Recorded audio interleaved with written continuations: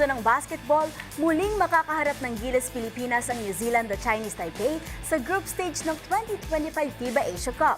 Inanunsyo na kasi ang mga kupunang makakasama sa Group B kung saan kabilang din ang Iraq. Ang mga detalye sa report na ito.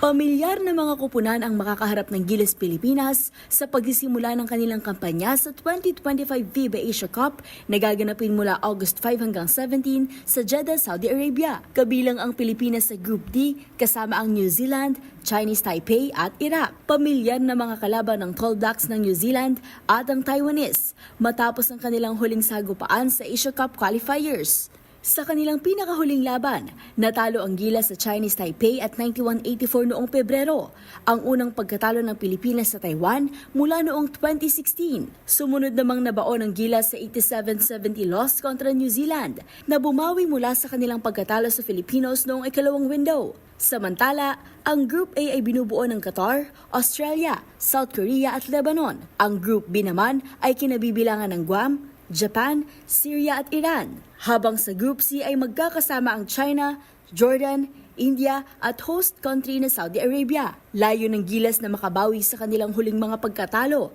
at makapasok sa knockout rounds ng prestihiyosong torneo sa Asya.